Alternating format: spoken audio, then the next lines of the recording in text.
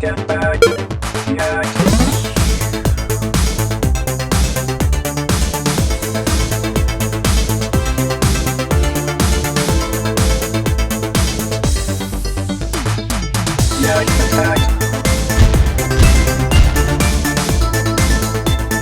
Yeah, attack. Yeah.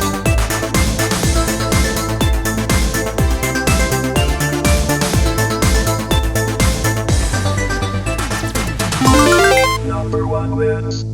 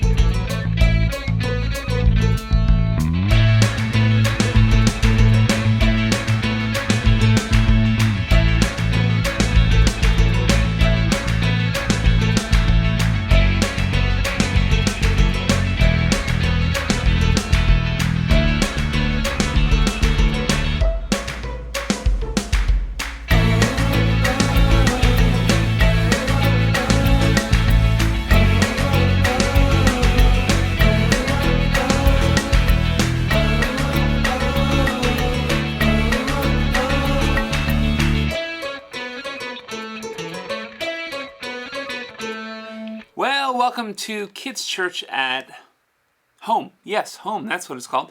Welcome to Kids Church at Home. I'm your host, Jonathan Owen, a.k.a. Jawu. A.k.a. means also known as Jawu. It's so good to see you. I hope you're having a great week, a great summer. We have somehow made it through almost the entire month of June, and it has flown by. Good heavens, it's flown by. This week is a special week for us as a country. We celebrate our birthday. Happy birthday, America. I hope your friends Canada and Mexico get you something. I don't know what, maybe like a slip and slide. You already have 2 oceans. I mean, what more do you want? Seriously. But happy birthday, America.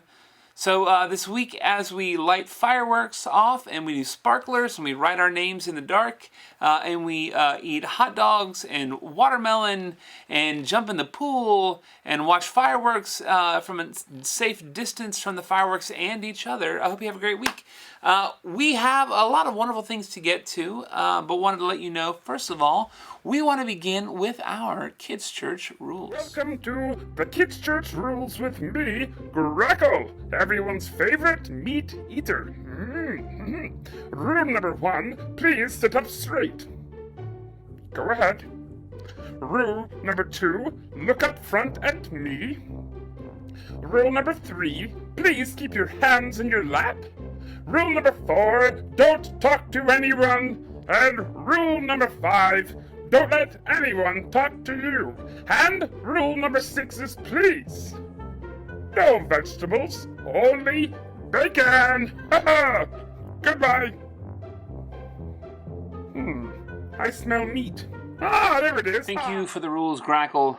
Now go eat some bacon and enjoy eating hot dogs for the 4th of July. This is like Christmas for you. Enjoy it.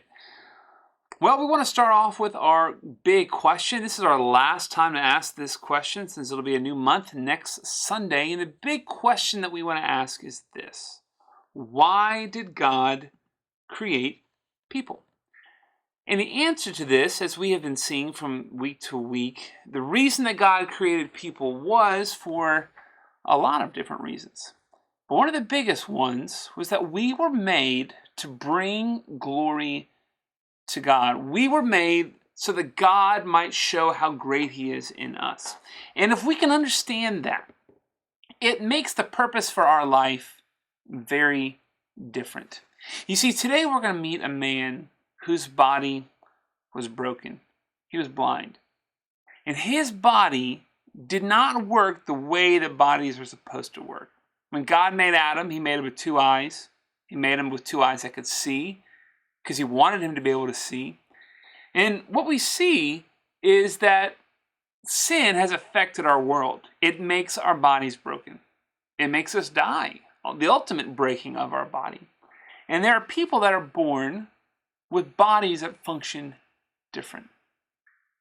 Today, Jesus is going to meet a man who was blind. His body was broken. And it would be really easy to look at all the things that this man can't do. This man could never read.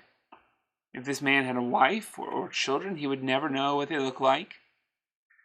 This man could not get around as easily as you and I could. It was very hard for him in his life. But that can mean one of two things. That means his life is going to be less than mine, right? He can do less things than I can. So that means his life must be less than. It might be less worth living, or it might be worth less. And that would be the case if he was created to accomplish things. He would be a really bad baseball player. He would probably not be the best painter. He couldn't read. But that's not why God made him. And if someone who is blind sees themselves as being created for something more than just what they can accomplish with their body, they see themselves as being created for the purpose of bringing glory to God. Well, then does God need your eyesight to bring him glory? No. That means that no matter who you are or what challenges you have, God can use you to bring him glory. Let's meet our man in our Bible story today who learned how God could be glorified. And Jesus' disciples learned as well how God could use a man who was blind to bring glory to God. Check this out. Jesus was walking with his disciples when he saw a man who had been born blind. The disciples asked, "Teacher, why was this man born blind? Did this happen because of his sin or his parents' sin?" Jesus answered, "Neither his sin nor his parents' sin caused this. This man was born blind so that people could see God's power through him." Jesus would be on earth for a short time, so he healed people to show what God is like. Jesus said, "While I am in the world, I am the light of the world." Then Jesus spit on the ground and made mud. He put the mud on the eyes of the man who was blind. "Go and wash in the pool of Siloam," Jesus instructed. The man went and washed. Wow. When he came back, he could see. The man's neighbors were amazed. They took the man to the religious leaders and they asked him how he was healed. "A man put mud on my eyes. I washed and now I can see," he said. The religious leaders were upset because Jesus had healed on the Sabbath again. They did not want to believe that Jesus could give sight to people who were blind. Over and over again, the man who was healed told the religious leaders what happened. The man believed Jesus must have come from God. But the religious leaders threw the man out of the synagogue. Jesus came to the man again and asked, "Do you believe in the Son of Man?" The man answered, "Tell me who he is so I can believe in him." "You have already seen him," Jesus replied. "The Son of Man is talking to you now." The man said, "I believe, Lord." And he worshiped Jesus.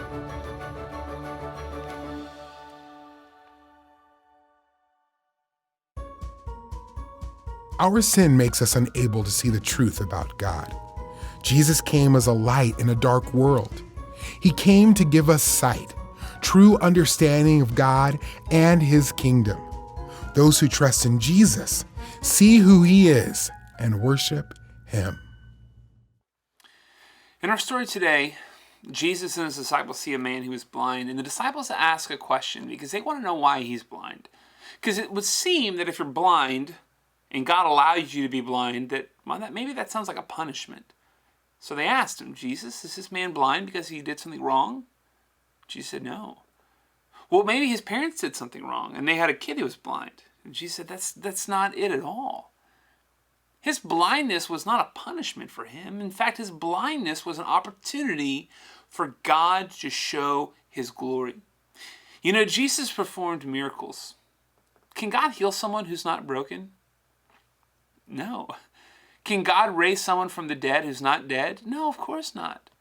Can God forgive someone whose sin is not there? Does God forgive perfect people? No. You see, our world is broken by sin and all the things that sin has caused, like death and pain, blindness. All of that came from Adam's sin in the garden. But you know what? All of those broken things that we see in this world are for a purpose. All the broken bodies that we have is an opportunity for us to bring glory and honor to God. That's why someone can be blind and be okay with that. Even though it might be hard and life might be different, but they can see that their blindness, that their challenge is an opportunity for God to be glorified. We want to do something really cool. I've got a friend, her name is Ray. And Ray used to be a camper at Camp Straight Street a long time ago. And I met Ray when she was at camp, and Ray is blind. She was at camp all the time. In fact, a funny story about Ray is one time our Bible teacher was actually teaching this story, and she had blindfolds that she was going to give out to all the kids so they could put them on and walk around the room and kind of experience a little bit of what it's like to not see.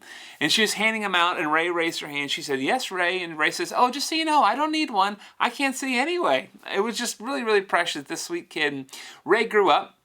She was a volunteer at camp. Another funny story, Ray, even though she was blind, and she could get around incredibly well. Not because she could see, just because she had figured out how to get around. And I would always forget that she was blind because you would never notice it at first. One time I drove a big van full of like high school kids out to dinner at camp.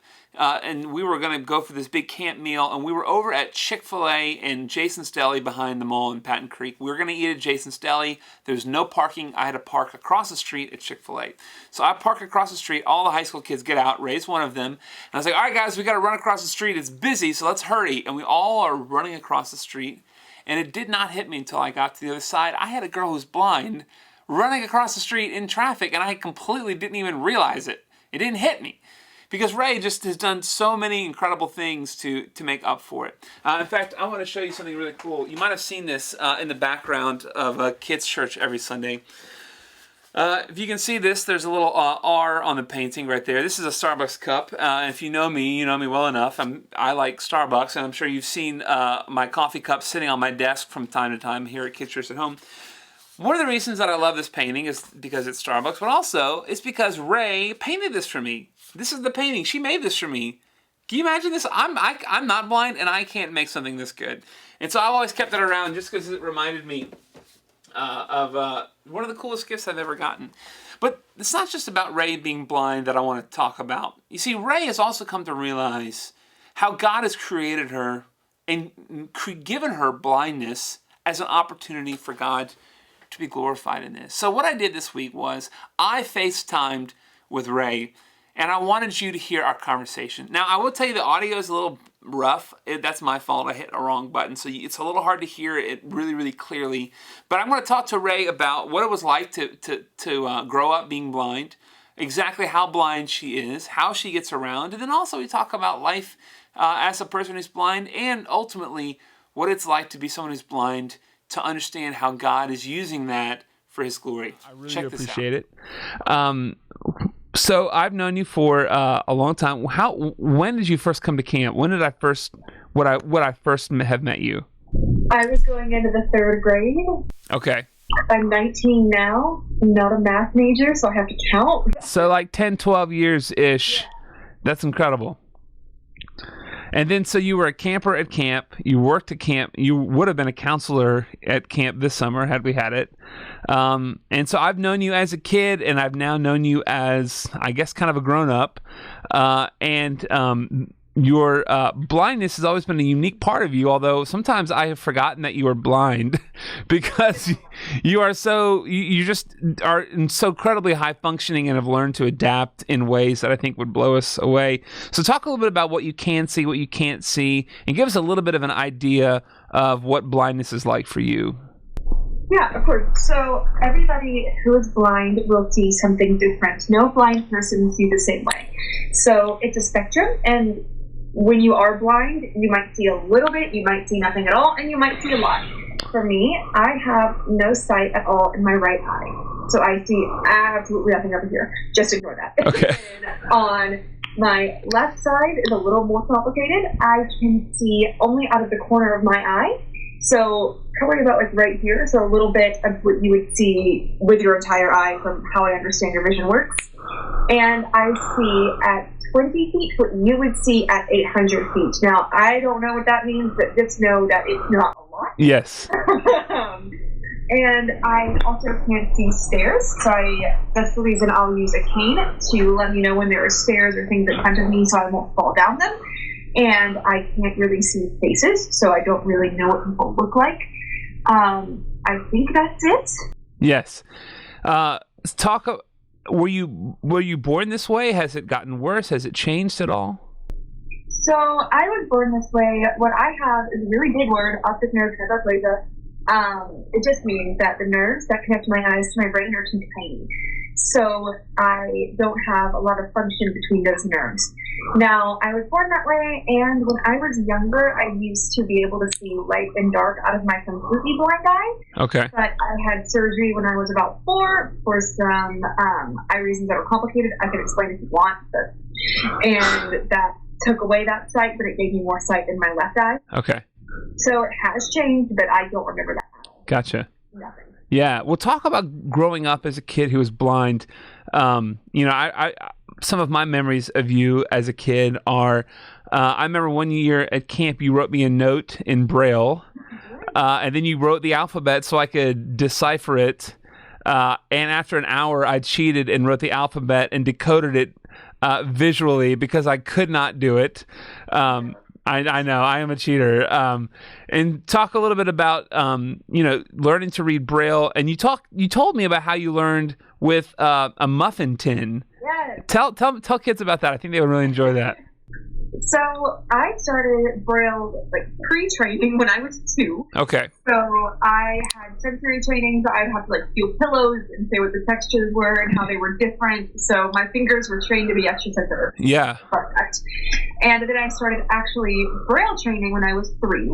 So a Braille is made up of 6 dots. Now, if you've seen a muffin tin that maybe one of your parents has made cupcakes in, yep. Muffin, there's 2 rows of 3.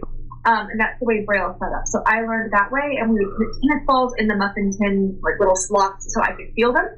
And then I kept learning Braille pretty much up until middle school, because there's more than just the alphabet with Braille. We have symbols that mean different things. Okay. And then I would be tested on those symbols, and then I had to test my reading speed and that kind of thing, and finding the Braille signs, because they're supposed to be in the same place for every location. They're usually not. So, finding where those would be. So there were a lot of, learning and tests that we had to do to make sure I could read Braille fluently, because it's a very complicated code. Yeah. I bet. I'm sure like so many other kids, have, been waiting at a, outside a bathroom or outside an elevator, and you kind of feel it and close your eyes, and you already know what you're reading because you read the sign next to it, but trying to feel it, and it seems impossible. Me trying it after 30 seconds. But anyway, it's fascinating that they began to teach you how to be sensitive with your fingers, mm-hmm. which also I think means that all of your other senses, right? You have one less than I do, that I have 5 senses. You have 4, but I bet in a lot of ways your other 4 senses are better and stronger than the same senses that I have. Talk a little bit about the way that maybe you're hearing, your feeling, or maybe more in tune because they are having to make up for a missing sense that I have. Yeah, so I always said my hearing is the exact same, and everyone else told me it was better than theirs. So, there's this one story when I was 4. I was still in preschool, and they were trying to test me to see, get a hearing test, and I don't know why I was not cooperating, and I was not having it that day. Yeah. And I wouldn't let them put the headphones on. I was freaking out. I just didn't like it. Well, then I turned to the lady that was giving me the test, and I informed her phone was ringing, and she said, my phone isn't ringing, it's not in this room. And I said her phone was ringing, and then she stepped outside, and her phone was ringing all the way down the hall. Wow. I heard it through the closed door and down the hall. So, I do have really good hearing, and it's just because I know to listen for things that Yeah. the others don't know to listen for. Yeah. When I'm working with my cane, I can hear the echoes of other buildings and like tell you where an awning is or if the building is getting close or far away. So my hearing is really good, but anyone can do it. You just need to know what to listen for. Yeah. To pay attention, which is not. Yeah. Everyone has to do, so they don't do it. Yeah. So if I'm inside and I walk outside, someone who with sight would experience going from dark to light. Your eyes kind of have to adjust, but you can't know that. You go from inside to outside, and other parts of your body, like your skin, are telling you it got colder. Your hearing is a little different because now you're hearing outside, and so it's interesting that all your other senses are kind of giving you more information than most people would maybe be aware of. Oh, and smell is also really important. Really? Oh, yeah. Like, I remember when I was in high school, I decided I didn't need my cane. Not a smart decision, by the way. Okay. I should have used that. Yes. I decided I didn't need it, and I would find different ways of navigating. And there was this one teacher, I don't know who they were, but they had this, like, oil diffuser, air freshener thing in the room, and it was really strong. And whenever I would smell it, I'm like, oh, I'm on City Hall, and then they got rid of it, which is super inconvenient. Yeah. Smell is also really helpful. Yeah. Now, you worked at camp for many years, and you seem to know your way around camp as if you had perfect vision, and yet you didn't. And it was always amazing just to see you navigate, I guess, familiar spaces. I'm sure your home, maybe the campus of your school, and certainly camp are easier to navigate. Probably know exactly how many steps there are. Talk about maybe just a little bit about getting around. You use a cane, but to be honest with you, I have not seen you use your cane, I don't know, probably 9 times out of 10, if not even more. You're usually not with a cane. Okay, that was, again, not a smart choice. So I do know, I can tell you all the numbers of steps in the camp. I can tell you how many there are. The problem was I wouldn't know when I was getting to them, so normally I'd follow the first two. So yes, probably should have used a cane, but it's fine. Here we go. I do memorize steps. I will count them. I know how many steps are in my house. I know how many steps are in the main areas of my college. The cane is actually super useful for finding said steps. Yeah. If there's something in the way or in front of you. But there are different ways that blind people get around. You can be a cane or a guide dog user. It really depends. You get trained for cane use first, no matter what you do. Yeah. And that takes a good bit. So we had to practice cane use. Started that was that when I was in fourth grade? Yeah. And there's technique. There's multiple different techniques for different whether you're outside or inside. Yeah. Different things. You have to learn how to cross the street without being able to see. That's a whole fun fiasco. I bet. So there's a lot of memorization that you have to go through to figure out how you're supposed to get around in the first place. Yeah, I remember last summer you had your cane. We were at someone's house for a party, and I had you try and teach me how to use the cane. You showed me how to hold it next to my hip, and I was going to try and walk around a corner and up a flight of stairs. And I got helplessly lost in a room that was not that big, in a home I had been in for an hour, and I had no idea where I was, trying to gain all of my bearing using just a cane. Was just incredibly an eye-opening experience. It's kind of a fun way of saying it, but it was really, really fascinating. And that can be a really stressful thing. I think that's one of the harder things about blindness is you don't know everything around you. Yeah. So I remember when I'm in my campus's library, which I don't go to that often. I don't read the books. Right. So I was in there for a meeting and I couldn't find the door to leave. Yeah. And I was just trying to figure it out. I couldn't find it. And I went up to the lady at the front desk and I was like, hey, this is a really weird question, but I'm blind and I can't find the door. Can you please show me where it is? And she goes, oh yeah, it's right there. And points on her. She pointed? Mm-hmm. That's fantastic. I eventually found the door. Yes. No thanks to her. Yeah, she was helpful. Yeah, I can tell. Well, Ray, I want to talk a little bit about kind of how your blindness plays in with the things that we've been talking about this morning, which is the idea of, we had a conversation last summer about your blindness. And one of the things that, I remember we talked about was the idea that, your blindness was not a mistake, right? God did not make you broken in any way, that your blindness, in a lot of ways, is kind of a gift from God. It might not look like that on the surface, and it certainly would be a gift that most people would not want. And yet, I have witnessed God use your blindness to really bring him glory. Talk about maybe coming to understand that, which I'm sure you are continuing to throughout your life. Maybe how God has used that in a way to bring him glory. Yeah, of course. So I used to not completely get when I was younger, like 5-ish, that I couldn't see. Like, I thought you all saw like me. And then I learned that is not true. So I figured it out as I aged, like, oh, okay, I'm different. And then through a variety of circumstances, it was made aware to me how different I was. Yeah. And then I got older, and then I started to learn a few things about my blindness, because when you are blind, you really don't have the ability to not kind of be an extrovert, if that makes sense. So you have to be able to go talk to people. Like with the door example, I had to be able to go ask that lady, where is the door? Yeah. Because if I didn't, I might be stuck in the library for another 30 minutes. Yeah. So I gained the ability to be a lot more confident, to be a lot more outgoing, to be more outspoken, to do public speaking. And these are all things that I honestly don't think I would have been able to do if I could see, because I wouldn't have had to.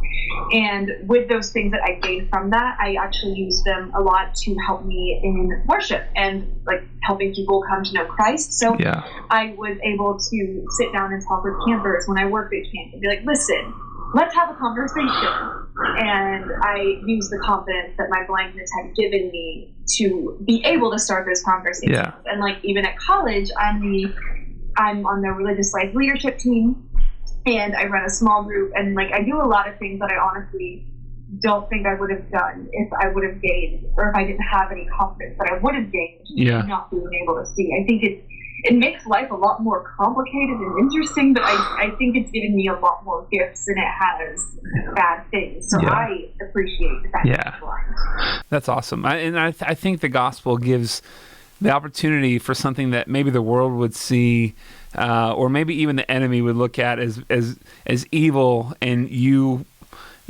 get to see the goodness of it in the way that the gospel is able to work in that. Ray, it's so great talking to you. I've thoroughly enjoyed getting to know it, and I still have your picture hanging up in my office. I will, as long as I have a wall in my office.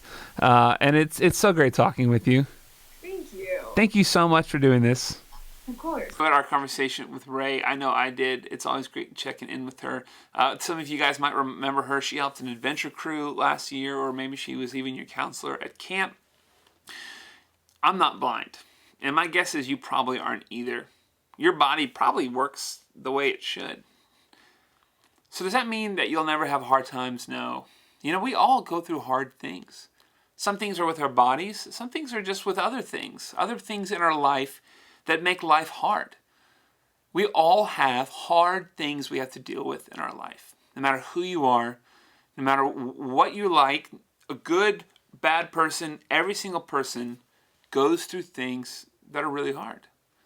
And it's what we do in those moments that show who we really belong to. As a Christian, we're never promised that things will be easy. Jesus never said, follow me and life's going to be great. He didn't promise that. In fact, he actually told us it was going to be hard. But he told us the reason that we live is not to have an easy life. The reason that we live is for the glory of God. So what do we do when we have a hard time? Well, that's just the question the kid asked to our pastor on our Questions from Kids. Check it out.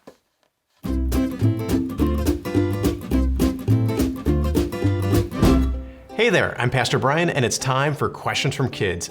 Damien from San Anselmo, California asks, what should I do if God seems far away during hard times? Great question, and I think we all experience that at times where we're going through a season of life and God just seems really distant. Usually that is when we're going through something difficult, some adversity, or just a situation where we just find ourselves being sad a lot or troubled, and it feels like God is distant. Now notice the word I just said there, it feels that way. So here's the first thing we have to remember, that God is never distant. He is always there with us. God is omnipresent. That's the big word for present everywhere at once. And so he's always with us. And if we've trusted in Christ, we have the Holy Spirit within us. So he's very present with us in that regard. So even if God feels distant, here's the one thing we can do. We can speak God's truth into our minds and our hearts and remind ourselves that he has not gone anywhere. He is right there with us. And that's good news. The other thing is this, that God feels distant at times, not because he has pulled away from us, but sometimes we've taken our eyes off of him. And so in my life, I know the times that God feels distant, it's because I've not been spending time reading the Bible as much. I've not been praying as much. Maybe I've not been worshiping God as much. And so one of the things I can do, and I need to do when God feels distant, is I need to draw back toward him. I need to read more of Scripture. I need to worship more and pray more. And the amazing thing happens every time when I start doing that, God no longer feels distant. He feels like he's right there where he's always been. And so I want to encourage you to do that. When he feels distant, know he's not distant. And what can you do to draw back to him? And you do those things. So, got a question back for you. How can you encourage someone who feels alone or has lost hope?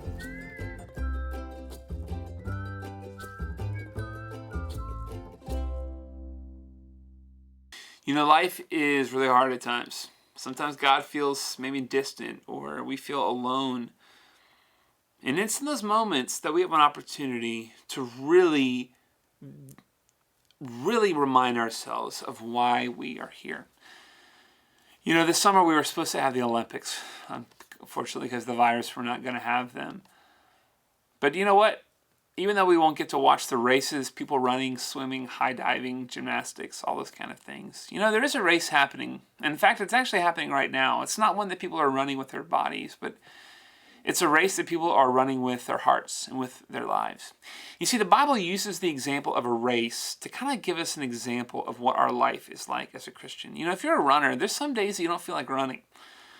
People who run in the Olympics, it's not like they're having fun every single moment of the day. In fact, I remember one time I went to a race. There was a girl who was in my middle school group. She was in 6th grade, and she had just started running cross country for her school. And so she invited me to go and to see her run her first cross country meet. And so I was standing at the finish line next to her dad, and she was so excited. And I remember watching all these middle school girls coming across the finish line after having run, I don't know, however many miles. And I would say about a third of the kids crossing the finish line were in tears. And I remember when she finally made it to the finish line, she was sweating and she was crying because it was so miserable. She didn't come in last place. She did the one that she did right beforehand, but she was really proud she didn't come in last place. But she did finish. And I remember thinking, this is miserable. She does not look like she's having any fun. In fact, most of these kids, almost all of them, unless you're the winner or the first place, most of you look like you're having a terrible time. Who wants to do this? But you know what? For us as Christians, our life is like a race. And we have a purpose. We're not running to cross the finish line and to receive an award, a gold medal. We are pressing on. We're striving because we have a purpose. God has created us for a reason. And we want to sing a song about that. We learned it this last week or two. And now we're going to add in some hand motions that we want you to do with us. But this song is called I Press On. I hope you'll sing it with us. Philippians 3:13 and 14.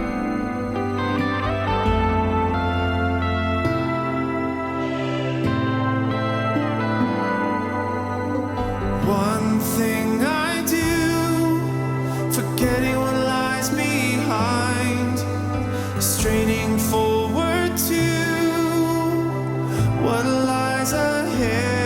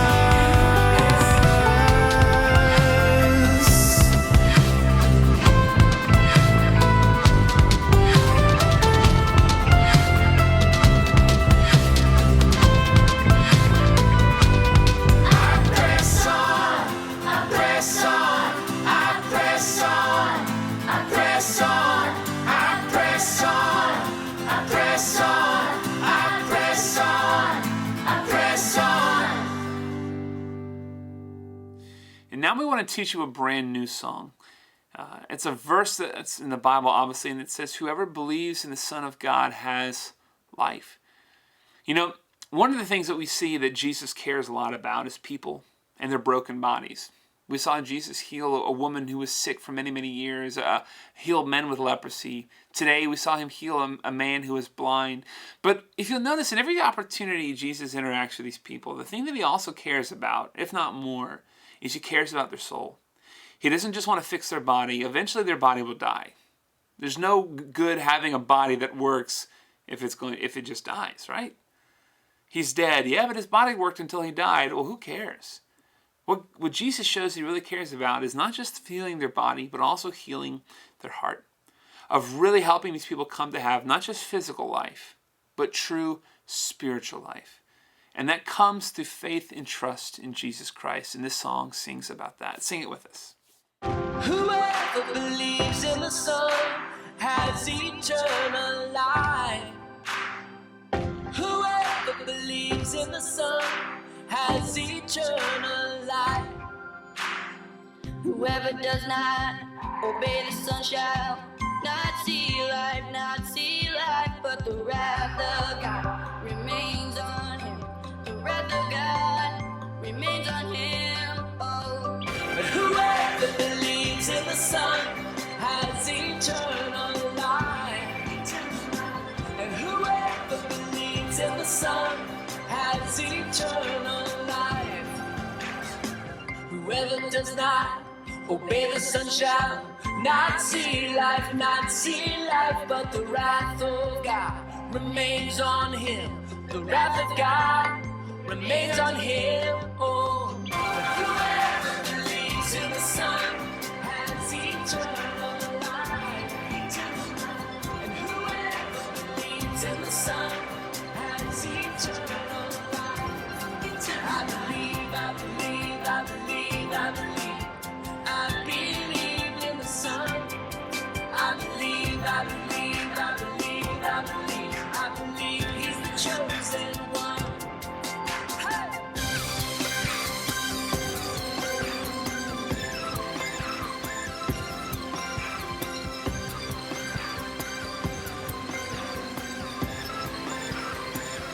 Whoever believes in the Son has eternal life. Whoever believes in the Son has eternal life. Yeah! And whoever believes in the Son has eternal life. Whoever believes in the Son has eternal life. I believe, I believe, I believe, I believe. I believe in the Son.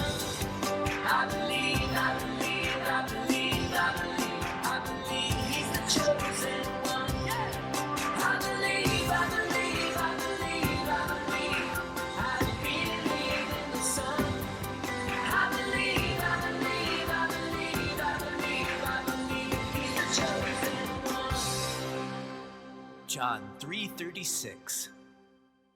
Well, now it is time for Argus's bad joke of the day, and it is a terrible joke. We know you'll love it. Here it is, Argus's bad joke of the day.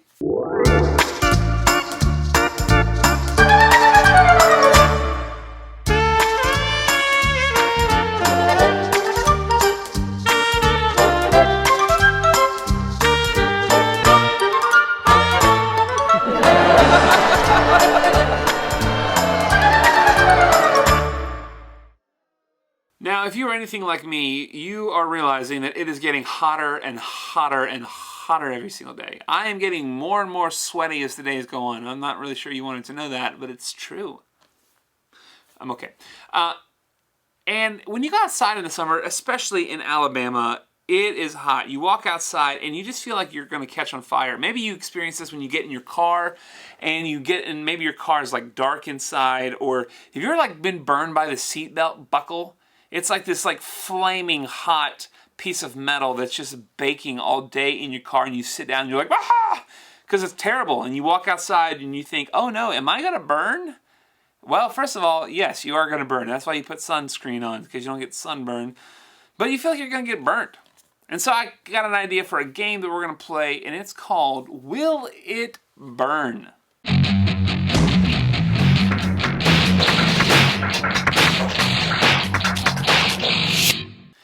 Now, Will It Burn Summer Edition works like this. We're going to take an object, a summery object, something like sunglasses or flip-flops, things like that, and we're going to light them on fire. Which, by the way, let me just say, don't try this at home. Yeah, don't do this at home. You can play, Is It Wet? That's a fun game you can play. Is This Ice Cold? That's fun. But don't play Will It Burn? That's up to me. We're going to take something and we're going to light it on fire. And we're going to see if it'll burn, like if it'll catch fire. Now, some things melt, but they don't burn. Like if you took the wick out of a candle, you would just have something that melts, but it won't actually burn.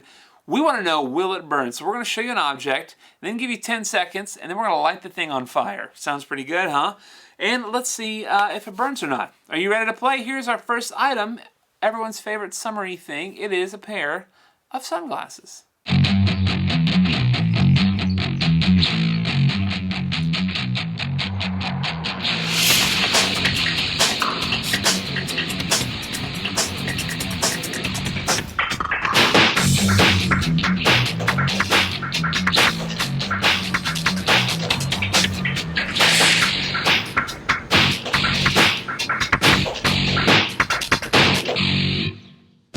It doesn't burn.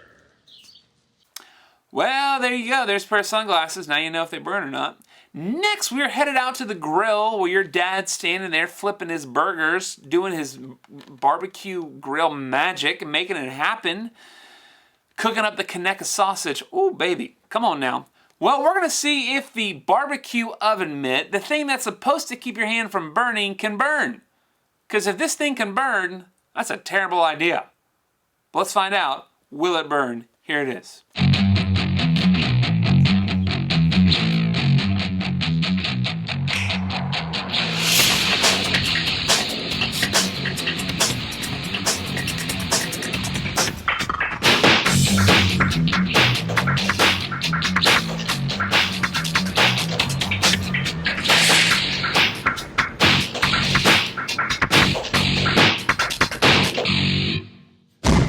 It burns. That is a not good oven mitt. If the oven mitt burns, it's not an oven mitt. It just slows your fingers down from burning. It doesn't stop it. We want to stop the burn. Anyway, here's our next thing. We've got some pool toys. You know those little like sponge ball things that you can soak and throw? They're kind of like water balloons without you having to fill them up, and you can reuse them. And then they sit in your garage and get all stinky and mildewy. You know what I'm talking about. Let's light those on fire!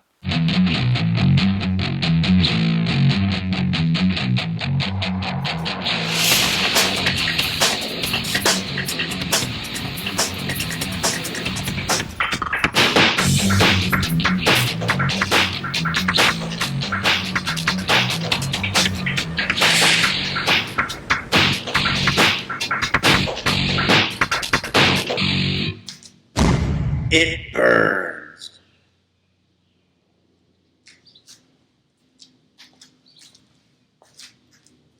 Oh yeah, total burns. Well, you know what you really should do? You should just keep them soaked in water. I wonder if they'd burn then. Probably not. Who knows? All right, let's go on to the latest in summer fashion. I'm talking about flip-flops. Here's our flip-flops. You think that they're going to burn? Well, they're made of paper. No, they're not made of paper. They're made of flip-flop material, whatever that's called. Flip-flop? Flip. Flip-flop? Flip-flop?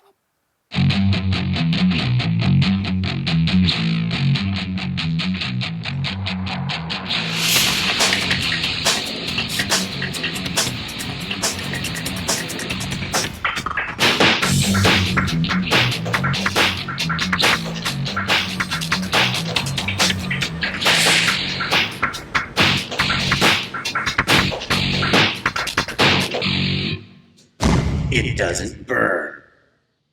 They don't burn. That means you can probably walk on fire with flip-flops. No, please don't do that. Next, we're going to go to a fun summer decoration for your yard. You know what I'm talking about. No, not inflatable Christmas decorations. I'm talking about a flink flamingo. A flink flamingo. Pink flamingo.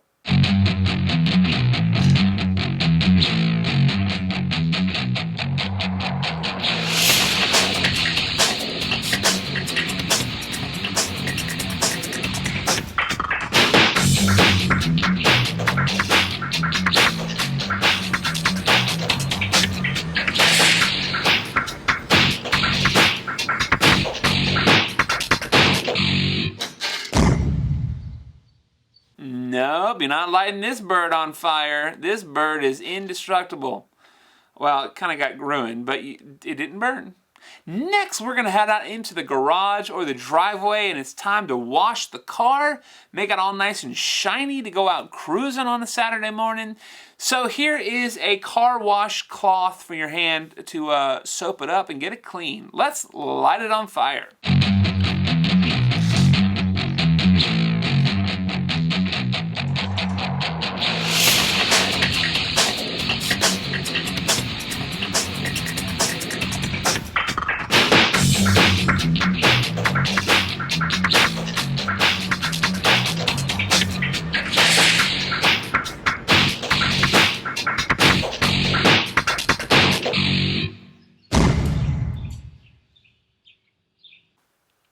Next, we have an item that is a window shade. It's one of those like shiny reflective things that you like open up and stick in your windshield so the sun doesn't bake your car. It keeps your car from burning up. But can it burn up? We've already seen an oven mitt burn up. Why shouldn't this burn up? Who knows? Let's find out now.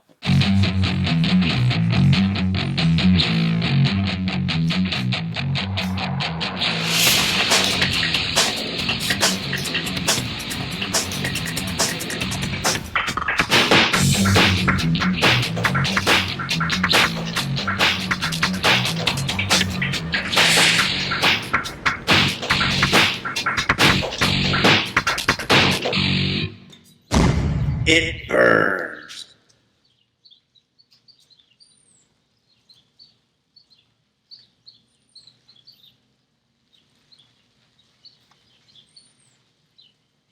Once again, the thing that stops something from burning burns. This makes no sense. That means we gotta go to make sure that our own skin's not gonna catch on fire. Let's burn some suntan lotion. Are you ready? Let's see if that burns. Everything else that's keeping us safe burns. Why shouldn't that burn? Let's try it out.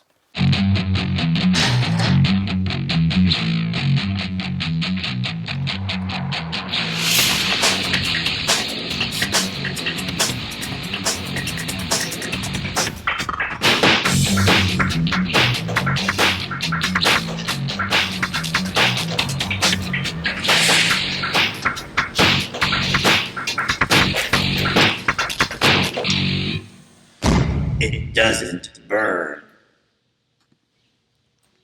Okay, I'm feeling a little safer now that I know that sunscreen does not burn. Next, let's go to the beach with our old beach ball and let's light that thing up.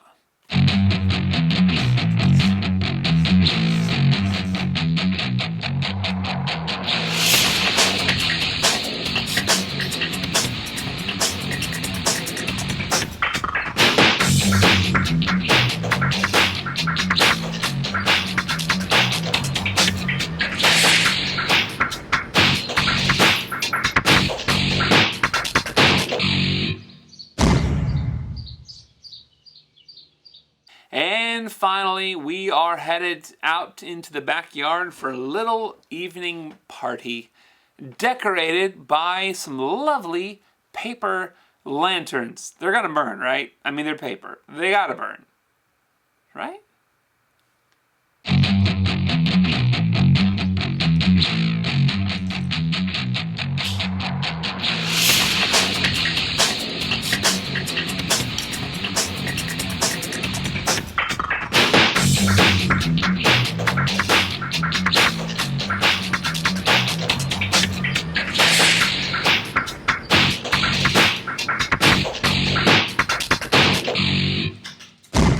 It burns. Oh, yeah. Totally burned to a crisp. All right, well, do me a favor. Stay safe out there this 4th of July. If you're lighting off fireworks, bottle rockets, firecrackers, boom poppers, whizzers, fissures, whippers, I don't know what I'm talking about. Just make sure you're careful and have an extra hot dog for me, will you? Please? Thank you. Now it is time for our missions moment. Now, today on our missions moment, we're going to go all the way to the continent of Africa to a place called the Ivory Coast.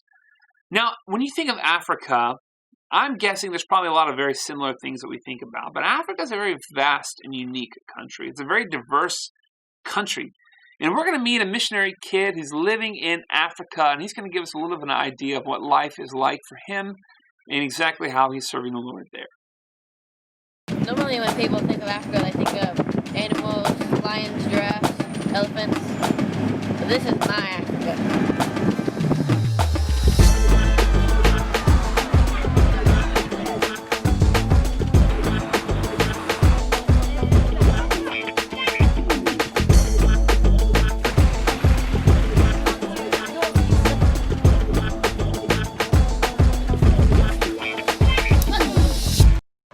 Abidjan is a city in Côte d'Ivoire. It's very rustic.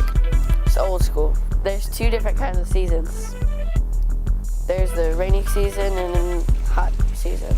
The main language is French. There's several different kinds of religions. Islam makes most of it, half of it about. Then animists, Catholics, and Christians the smallest.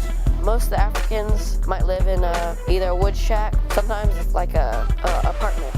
There's usually 1 or 2 families, sometimes even 3, living in one house.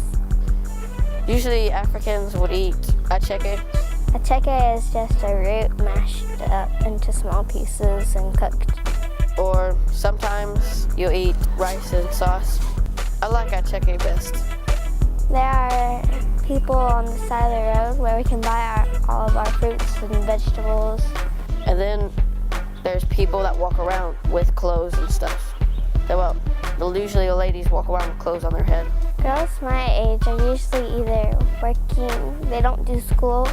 Only the boys do school unless the family is very rich. On Sundays when we go to church, the church services are like 3 hours long. They really like to dance in church. When they sing, they do everyone gets up and does a conga around the space between the pews and the pulpit. My parents here are urban church planters. They go out and start trying to get more churches. Most people don't know how to read, so we have to tell them stories. My parents, they usually try and find groups, and then they story with the groups and try and make it a church. Every year, a church from America will come, and we'll do lots of work in one area, going out telling a creation to Christ, which is a story from when God made the world to when Jesus rose from the dead. And then they start groups. I have a group. My group usually only has one member. He's a Muslim. And whenever I come back from soccer, I stop and tell him a story. One of our main prayer requests is that the people that they're storying with, they'll tell other people, and the groups will get bigger. All right, now we want to go over our memory verse for today. And we put it up, and would you say it with me? Surely he has borne our griefs and carried our sorrows. Yet we esteemed him stricken, smitten by God, and afflicted. But he was pierced for our transgressions. He was crushed for our iniquities. Upon him was the chastisement that brought us peace. With his wounds we are healed. Isaiah 53, 4 through 5. You see, Jesus has taken all of our sin upon himself. Through his death, he brought healing to our hearts so that we can be made new.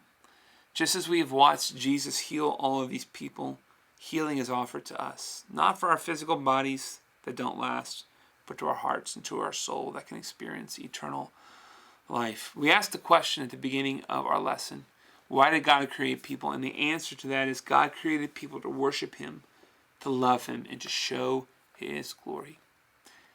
If you're watching Kids Church at home, let me tell you something. That's why God made you. And it's our desire, more than anything, that you would know the purpose that God created you and that you would live for that purpose. Well, let's see how well you were paying attention to our lesson today. It's time for the big review.